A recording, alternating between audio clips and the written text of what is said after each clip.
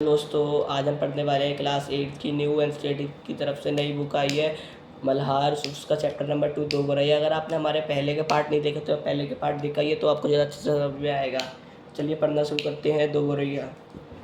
घर में हम तीन ही व्यक्ति रहते थे, माँ, पिताजी और मैं। पर पिताजी कहते थे कि ये घर सराय का बना हुआ है, हम तो ऐसे इसमें मेहमान हैं, घर के मालिक तो कोई दूसरे हैं।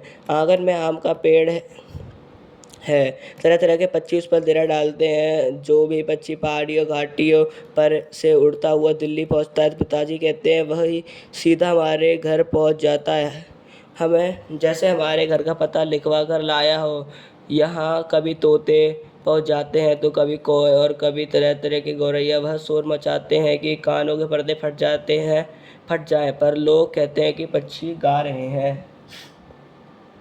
घर के अंदर भी एक हॉल है, बीसियों तक चूहे बसते थे। रात भर एक कमरे में दूसरे कमरे से भागते फिरते हैं, पर वह धमाचौकड़ी मचाते हैं कि हम लोग ठीक तरह से सो भी नहीं पाते। बर्तन गिरते हैं, डिब्बे खुलते हैं, प्याले टूटते हैं। यह एक चूहा अंगीठी के पीछे बैठना पसंद करता है, शायद बूढ़ा है, उसे सर्दी बहुत लगती है। एक दूसरा है जिसे बाथरूम की टंकी पर चढ़कर बैठना अच्छा लगता है, शायद उसे गर्मी बहुत लगती है। बिल्ली हमारे घर में रहती तो नहीं, मगर ये घर उसे भी पसंद है और वह कभी कभी झांक जाती है।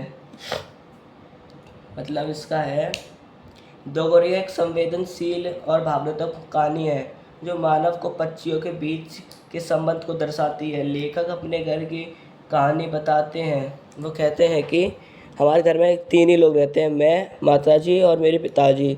मेरे पिताजी कहते हैं कि वो घर सराय का है, पर वो हम केवल उसमें किराए के लिए हैं, पर वो घर किसी और का है, वो उस घर का मालिक कोई और है। आंगन में एक आम का पेड़ भी है, तरह तरह के पक्षी है, तोता, गौरैया, ये सभी उस पर रहते हैं। पिताजी ये कहते हैं कि जो भी पक्षी पहाड़ी घाटी से उड़कर आते हैं, दिल्ली पहुंचते हैं, वो सीधा हमारे घर पे आ जाते हैं। उनको ऐसा लगता है कि वो पक्षी कहीं से हमारा पता लिखवा के लाए हों, जैसे हमारे घर का पता लिखवा कर लाए वो पक्षी।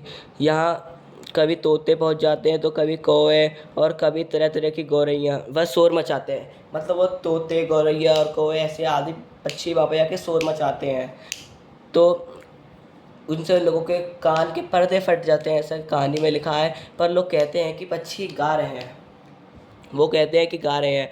घर के अंदर भी यही हाल है, मतलब घर के अंदर भी यही हाल है। बीसियों तक तो चूहे बसते थे। रात भर एक कमरे से दूसरे कमरे में भागते थे और धमा चौकड़ी मचाते थे, मतलब बहुत ज़्यादा शोर मचाते थे, उछल कूद करते थे। हम लोग ठीक तरह से सो भी नहीं पाते थे, कभी प्याले टूटते थे, कभी बर्तन गिरते थे, कभी डिब्बे खुलते थे।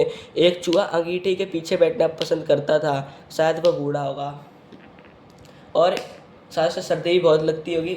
लेकिन एक चूहा बाथरूम की टंकी के ऊपर बैठना पसंद करता था, शायद उसे गर्मी बहुत लगती होगी।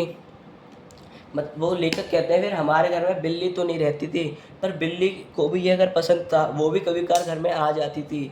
चलिए हमारा एक पेज हो गया, हम नेक्स्ट पेज की तरफ जाते हैं, नेक्स्ट पेज पढ़ते हैं। इसमें आगे लिखा है, मन आया तो अंदर आकर दूध पी गई, ना मन आया तो बाहर से ही फिर आऊँगी कहकर चली आती। मतलब फिर लेखक कहते हैं कि अगर उस बिल्ली का मन होता है तो वह अंदर आकर दूध पी जाती है, अगर मन नहीं होता तो वह यह कह के छोड़ देती है कि बाहर से ही वो छोड़ देती है कि कहकर चली आती है, मतलब छोड़ देती है कि नहीं, दूध पी के मन नहीं आया तो बाहर से ही फिर आऊँगी, मतलब बाहर से ही फिर आऊँगी कहकर छोड़ देती है। शाम पड़ते ही दो तीन चमगादड़ कमरों के आर पार पर फैलाए कसरत करते हैं। घर में कबूतर भी हैं, दिन भर गुटरगू गुटरगू का संगीत सुनाई देता रहता है। इतने पर भी बस नहीं, घर में छिपकलियाँ भी हैं और बर्रे भी हैं और चींटियाँ की तो जैसे फौज ही छावनी डाले हुए हैं, मतलब छावनी डाले हुए रहती है, अपना बसेरा डाले हुई है। चलिए अब तक एक दिन दो गौरैया सीधी अंदर घुस गईं और बिना पूछे उड़कर मकान देखने लगी। पिताजी कहने लगे कि इस मकान का निरीक्षण कर रही हैं कि उन्हें रहने योग्य है या नहीं। कभी तो वे किसी रोशनदान पर जा बैठती तो कभी खिड़की पर। फिर जैसे आई थी वैसे ही उड़ भी गई। पर 2 दिन बाद हमने क्या देखा कि बैठक की छत पर पंखे के गोले, मतलब ये पंखे का गोला, ये इस तरीके से पंखे के ऊपर होता है ये गोला, इसमें पंखे के गोले में उन्होंने अपना बिछावन बिछा लिया, मतलब अपना रहने के लिए सब सामान लिया है और सामान भी ले आए है। और मज़े से दोनों बैठी गाना गा रही थी। जाहिर है उन्हें घर पसंद आ गया। माँ और पिताजी दोनों सोफे पर बैठे उनकी ओर देख जा रहे थे। थोड़ी देर बाद माँ से हिलाकर बोली, अब तो ये नहीं उड़ेंगी, पहले इन्हें उड़ा देते तो उड़ भी जाती। तो इन्होंने यहाँ घोंसला बना लिया होगा। मतलब एक दिन दो गौरैया की जोड़ी घर के अंदर आ गई और पंखे पर बैठकर वहाँ तिनके चमक करके घोंसला बनाया शुरू कर दिया। पहले पिताजी उन्हें भगाने की कोशिश करते तो वह घर को गंदा कर देती और तिनके बिखेर देती। लेकिन तब गौरैया दोबारा लौट कर वहीं, तो पिताजी ने उन्हें नहीं भगाया। पिताजी को लगा वो चली गई, इसलिए पिताजी ने उन्हें भगाया नहीं। पर उन्हें कुछ दिनों बाद देखा, तो उन्होंने वहीं पे घोंसला बना लिया। तो माँ कहती है कि अगर आप उन्हें तभी भगा देते, मतलब अब ये नहीं उड़ेंगे, अगर आप पहले ही उन्हें भगा देते तो ये उड़ जाती, पर हम नहीं उड़ेंगे क्योंकि उन्होंने यहाँ पे घोंसला बना लिया है।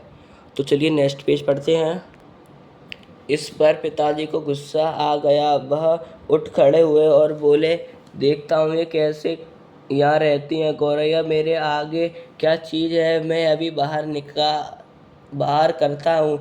तो छोड़ो जी, चूहे को तो निकाल नहीं पाए, अब चिड़िया को क्या निकालोगे, माँ ने व्यंग से कहा। मतलब पिताजी को गुस्सा आ गया। माँ की बात सुनते ही पिताजी को गुस्सा आ गया और वह कहने लगे कि ये चिड़िया मेरे आगे क्या चीज़ है, मैं अभी इन्हें बाहर निकाल देता हूँ। तो माँ ने कहा, छोड़ो जी, चूहे को तो तुम निकाल नहीं पाए और चिड़िया को क्या निकालोगे। माँ ने व्यंग मतलब हंसते हुए कहा। माँ कोई बात व्यंग में कहे तो पिताजी उबल पड़ते हैं। वह समझते हैं कि माँ उनका मजाक उड़ा रही है। वह फौरन उठ खड़े हुए और पंखे के नीचे जाकर जोर से ताली बजाई और मुंह से सू शू कहा, बाहें झुलाई। फिर खड़े खड़े कूदने लगे, कभी बाहें झुलाते कभी शू शू करते। मतलब अगर माँ कोई बात हंस के कहे तो पिताजी उबल पड़ते। पिताजी को बहुत गुस्सा आ जाता है। वह समझते कि माँ उनका मजाक उड़ा रही है। वह तुरंत खड़े हो गए, वह फ़ौरन खड़े हो गए और जहाँ उन्होंने घोंसला बनाया था उसके नीचे आके ताली बजाते, कभी कभी मुंह से हट मतलब सू सू करते, कभी अपने बाहें अपने हाथ झुलाते, कभी खड़े होते, कभी कूदते, आदि चीज़ें करते। आपने पढ़ा आदि। गौरैया ने घोंसले में से सिर निकाला, नीचे की ओर झाँककर देखा कि दोनों एक साथ चींची करने लगे और माँ किलकिलाकर हंसने लगी। मतलब गौरैया ने घोंसले से बाहर सिर निकाला और झाँककर देखा और दोनों एक साथ चींची करने लगे। ये देखते ही माँ खिलखिला के हंसने लगी, मतलब एकदम बहुत तेज हंसने लगी। पिताजी को गुस्सा आ गया, इसमें हंसने की क्या बात है। मतलब पिताजी को गुस्सा आ गया और उन्होंने कहा, इसमें हंसने की क्या बात है। माँ को ऐसे मौके पर हमेशा मजाक सूझता है। हंसकर बोली, चिड़िया एक दूसरे से पूछ रही हैं कि यह आदमी कौन है और नीचे नाच क्यों रहा है। मतलब माँ को हर ऐसी मौके पर हमेशा मजाक सूझता, मतलब मजाक आता है। और वो हंसकर बोली, चिड़िया एक दूसरे से पूछ रही हैं, आपस में पूछ रही हैं कि नीचे आदमी कौन खड़ा है और ये नाच क्यों रहा है। अब पिताजी को और भी ज़्यादा गुस्सा आ गया और वह पहले से भी ज़्यादा ऊंचा कूदने लगे। मतलब पिताजी को ये बात सुनकर और गुस्सा आ गया और वह पहले से भी ज़्यादा ऊंचा कूदने लगे। गौरैया घोंसले में से निकलकर दूसरे पंखे के डेने पर जा बैठी। उन्हें पिताजी का नाचना जैसे बहुत पसंद आ रहा है। माँ फिर हंसने लगी, ये निकलेंगी नहीं जी, अब इन्होंने अंडे दे दिए होंगे। मतलब गौरैया घोंसले से निकल के दूसरे पंखे पर जाके बैठ गई। उन्हें पिताजी का नाचना बहुत पसंद आ रहा हो। माँ फिर हंसी और यह कहने लगी कि अब इन्होंने अंडे दे दिए होंगे तो अब यह नहीं निकलेंगी। निकलेंगी कैसे नहीं, पिताजी बोले और बाहर से लाठी उठा लाए। इसी बीच गौरैया फिर घोंसले में जा बैठी थी। उन्होंने लाठी ऊंची उठाकर पंखे के गोले को ठकोरा। चींची करती हुई गौरैया उड़कर पर्दे के डंडे पे जा बैठी। मतलब पिताजी कहते हैं निकलेंगी कैसे नहीं, वह बाहर से डंडा या लाठी उठा लाया। उसी बीच गौरैया फिर से अपने घोंसले में जा बैठी और पिताजी ने लाठी उठाकर उनके गोले में मारा। मतलब गोला था पंखे के ऊपर वाला, उसमें ठोकर मारी या ठकोरा मारा और चींची करती हुई दोनों गौरैया उड़कर पर्दे के डंडा लगता उसके ऊपर जाके बैठ गईं। इतनी तकलीफ करने की क्या ज़रूरत थी, पंखा चला देते तो ये उड़ जाती, माँ फिर हंसकर कहा। मतलब माँ ने कहा इतनी तकलीफ लेने की क्या ज़रूरत थी, आप पंखे चला देते वो उड़ जाती। माँ ने फिर हंसते हुए ये कहा। पिताजी लाठी उठाए पर्दे के डंडे की ओर लपके। एक गौरैया उड़कर किचन के दरवाजे पर जा बैठी, दूसरी सीढ़ी वाले दरवाजे पर। मतलब पिताजी ने लाठी उठाई और पर्दे की तरफ एकदम भागे या झपटे। तभी इसी दौरान एक गौरैया जाके किचन मतलब रसोई के दरवाजे पर जा बैठी और दूसरी सीढ़ियों वाले दरवाजे पर, तब जीने के दरवाजे पर। हाँ, माँ फिर हंस दी। तुम तो बड़े समझदार हो जी, सभी दरवाजे खुले और तुम गौरैया को बाहर निकाल रहे हो। एक दरवाज़ा खुला छोड़ो, बाकी दरवाजे बंद कर दो, तभी ये निकलेंगी। बाहर निकाल रहे हो, एक दरवाज़ा खुला छोड़ो, मतलब दोबारा कर दिया तो चलती है। माँ फिर से हंसी। तुम तो बड़े समझदार हो, ऐसे कह रही हैं कि सभी दरवाजे खुले हैं और तुम गौरैया को बाहर निकालने की कोशिश कर रहे हो। सभी दरवाजे बंद करो, केवल एक ही दरवाज़ा खुला छोड़ो, तब ये निकलेंगी। अब पिताजी ने मुझे छिछड़कर कहा, तू खड़ा क्या देख रहा है, जा दोनों दरवाजे बंद कर दे। मतलब पिताजी अब लेखक से कहते हैं गुस्से में, तू देख के रहा है, सारे दरवाजे बंद नहीं कर सकता। मैंने भागकर दोनों दरवाजे बंद कर दिए, केवल किचन वाला दरवाज़ा खुला छोड़ दिया। मतलब लेखक ने भागकर सारे दरवाजे बंद कर दिए, केवल किचन का दरवाज़ा खुला छोड़ दिया। तो चलिए नेक्स्ट पेज पढ़ते हैं। चलिए नेक्स्ट पेज में ये लिखा है, पिताजी ने फिर लाठी उठाई और गौरैयों पर हमला बोल दिया। एक बार तो झूलती हुई लाठी माँ के सिर पर लगते लगते बची। चींची करती चिड़िया कभी एक जगह तो कभी दूसरी जगह पर जा बैठती।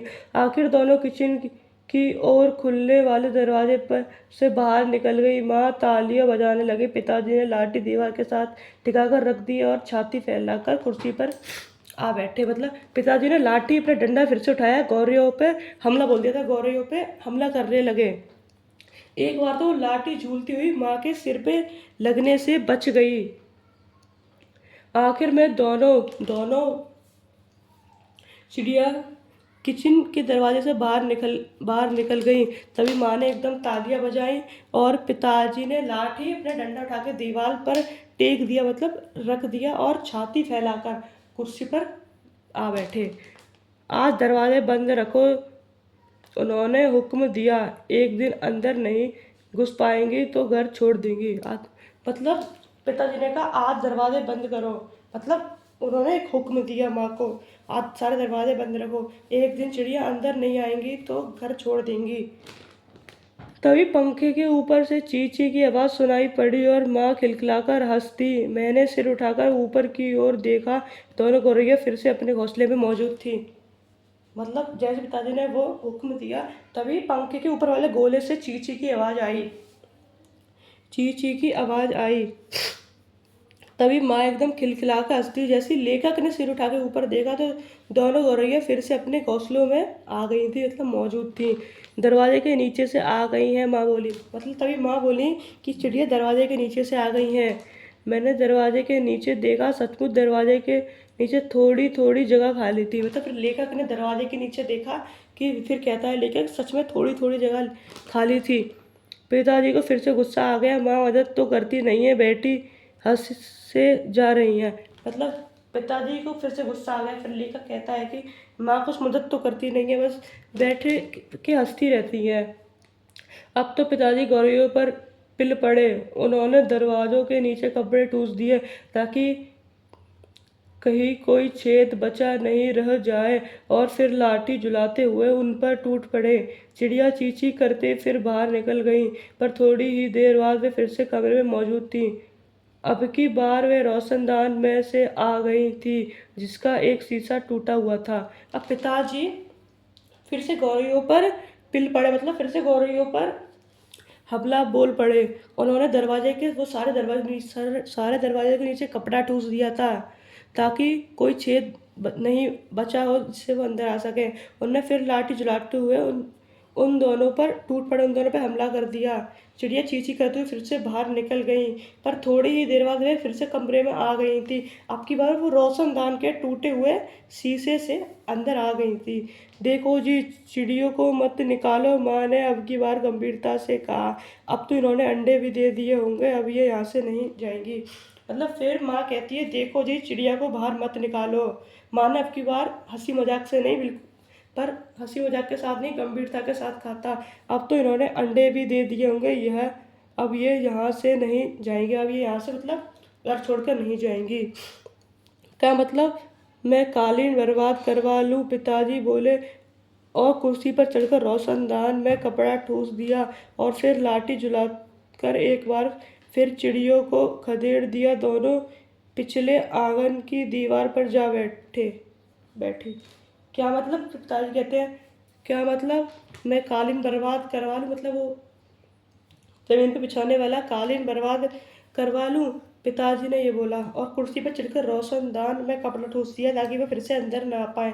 उन्होंने फिर से लाठी चलाई और चिड़िया के ऊपर फिर से हमला बोल दिया।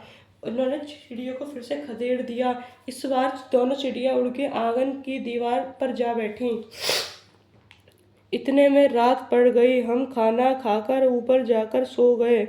जाने से पहले मैंने आंगन में जाकर देखा, चिड़िया वहाँ पर नहीं थी। मैंने समझ लिया कि उन्हें अक्ल आ गई होगी और वो हार मानकर किसी दूसरी जगह चली गई होंगी। चिड़िया को भगाते भगाते तभी रात हो गई। लेखक कहता है, हम लोगों ने खाना खाकर ऊपर जाकर सोने गए। जाने से पहले लेखक ने भी एक बार आंगन में देखा, वहाँ पे कोई चिड़िया नहीं थी। तो लेखक ने भी समझ लिया कि उन चिड़ियों को अक्ल आ गई होगी और वो यह जगह छोड़ के किसी दूसरी जगह पर चली गई होंगी। चलिए नेक्स्ट पेज पढ़ते हैं। दूसरे दिन इतवार था। जब हम लोग नीचे उतरकर आए तो वे फिर से मौजूद थी और मजे से बैठी मल्हार गा रही थी। पिताजी ने फिर लाठी उठा ली। उस दिन उन्होंने गौरिया को बाहर निकालने में बहुत देर नहीं लगी। मतलब दूसरे दिन इतवार था, जिस दिन वो सोए थे उस दिन शनिवार होगा, तो तभी दूसरे दिन इतवार था, मतलब संडे था। जब हम लोग नीचे उतर के आए, लेखक कहता है, जब हम लोग ऊपर से नीचे उतर के आए तो चिड़िया वहाँ पे मौजूद थी और मज़े से बैठ के कोई गीत गा रही थी। पिताजी ने फिर से अपना डंडा उठाया और उन्हें उस दिन गौरिया को बाहर निकालने में ज़्यादा समय नहीं लगा। अब तो रोज़ यही कुछ होने लगा। दिन में तो वो बाहर निकलती जाती, पर रात को वक्त जब हम सो रहे होते तो न जाने किस रास्ते से अंदर घुस आती। पिताजी परेशान हो उठे। आखिर कोई कहाँ तक लाठी झुला सकता है? पिताजी बार बार कहे। मैं हार मानने वाला आदमी नहीं हूँ, पर आखिर वह भी तंग आ गए थे। आखिर जब उनकी सहनशीलता चूक गई तो वह कहने लगे कि वह गौरैया का घोंसला नोच कर निकाल देंगे, और वह फौरन ही बाहर से एक स्टूल उठा लाए। मतलब अब तो रोज़ यही कुछ होने लगा। तो रोज़ यही कुछ होने लगा कि वो दिन में तो चिड़िया बाहर चली आती थी, पर जैसे हम सो जाते तो रात में फिर से आ जाती थी। पिताजी परेशान हो गए। मतलब पिताजी ये सब करते करते परेशान हो गए। आखिर कोई कहाँ तक ही लाठी को झुला सकता है? पिताजी बार बार कहे, मैं हार मानने वालों में से नहीं हूँ, पर आखिर कोई कितनी ही अपनी सहनशीलता बता सकता है? गौरैया का फिर उन्होंने एक निर्णय लिया कि अब मैं गौरैया का घोंसला ही नोच कर निकाल दूंगा। वह फौरन ही बाहर से स्टूल उठा लाए। घोंसला तोड़ना कठिन काम नहीं था। उन्होंने पंखे के नीचे फर्श पर स्टूल रखा और लाठी लेकर स्टूल पर चढ़ गए। किसी को सचमुच बाहर निकालना हो तो उसका घर तोड़ देना चाहिए, उन्होंने गुस्से में कहा। मतलब घोंसला तोड़ने में उन्हें ज़्यादा कोई कठिन काम नहीं था। उन्होंने पंखे के नीचे फर्श पर मतलब जस्ट पंखे के नीचे एक स्टूल रखा और लाठी लेकर स्टूल पर चढ़ गए। किसी को सचमुच बाहर निकालना हो तो उसका घर तोड़ देना चाहिए। तो उन्होंने पिताजी ने गुस्से में ये कहा। घोंसले में से अनेक तिनके बाहर की ओर लटक रहे थे। गौरैया ने सजावट के लिए मानो झालर टांग रखी हो। पिताजी ने लाठी का सिरा सूखी घास के तिनकों पर जमाया और दाई ओर को खींचा। दो तिनके घोंसले में से अलग हो गए और फड़फड़ाते हुए नीचे उतरने लगे। घोंसले में से अनेक तिनके बाहर निकले, मतलब घोंसले में से बहुत सारे तिनके लटक रहे थे, जैसे चिड़ियों ने वहां पे झालर लटका दी हो उन तिनकों की सजावट के रूप में। पिताजी ने लाठी का सिरा उठाकर घोंसले में सूखी घास के तिनकों पर जमाया और दाई ओर खींचा, जिससे दो तिनके मतलब उन्होंने वो जमाकर सूखी घास में जमाकर दाई ओर खींचा, जिससे दो तिनके घोंसले में से अलग हो गए और फड़फड़ाते हुए नीचे उतरने लगे। दोनों चलो, दो तिनके तो निकल गए, माँ हंसकर बोली। अब बाकी 2000 भी निकल जाएंगे। तभी मैंने बाहर आंगन की ओर देखा और मुझे दोनों गौरैया नजर आई। दोनों चुपचाप दीवार पर बैठी थी। इस बीच दोनों कुछ कुछ दुबला गई थी, कुछ कुछ काली पड़ गई थी। अब वे चहक भी नहीं रही थी। तभी माँ हंसते हुए कहती है, चलो, दो तिनके तो निकल गए, बाकी के 2000 भी निकाल दो। तभी मैंने बाहर देखा। बाहर आंगन में वो दोनों गौरैया एकदम चुपचाप से बैठी थी। वह कुछ कुछ दुबला गई, मतलब कुछ कुछ घबरा गई थी और कुछ कुछ काली भी पड़ गई थी डर के मारे, और वह चहक भी नहीं रही थी। अब पिताजी लाठी का सिरा घास के तिनकों के ऊपर रखकर वही रखे रखे घुमाने लगे। इससे घोंसले के लंबे लंबे तिनके लाठी के सिरे पर लिपटने लगे। वे लिपटते गए और घोंसला मतलब अब पिताजी लाठी का सिरा घास के तिनकों के ऊपर रखकर वहीं रखे रखे घुमाने लगे, मतलब ऐसे रखे ऐसे घुमाने लगे, जिससे सारे लंबे लंबे वो घास थे वो लाठी पे लिपटते गए और घोंसला इसके आगे पढ़ते हैं, चलिए।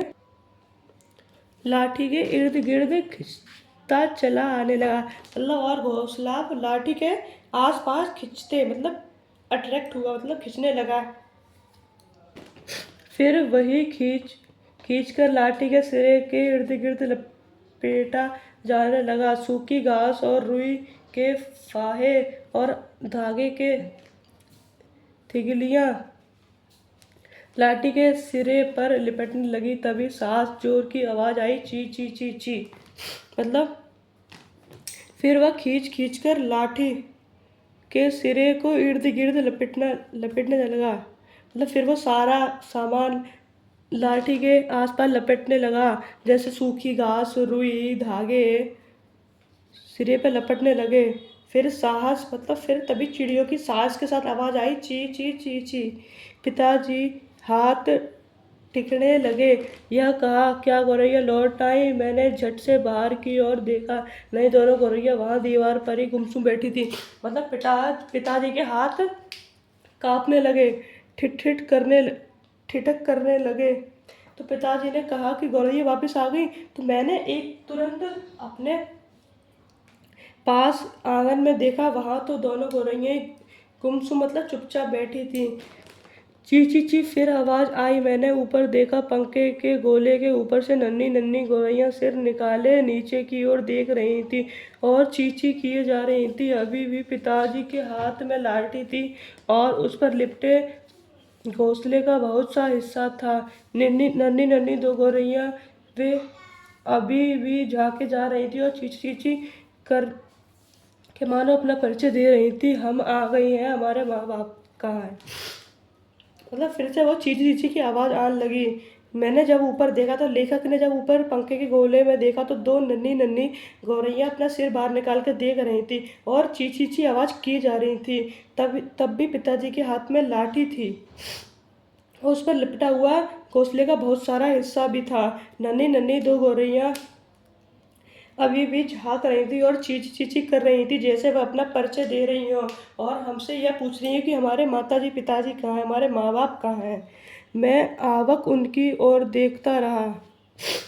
फिर मैंने देखा पिताजी स्टूल पर से नीचे उतर आ रहे हैं और घोंसले के तिनके में से लाठी निकालकर उन्होंने लाठी को एक और रख दिया और चुपचाप कुर्सी पर आकर बैठ गए।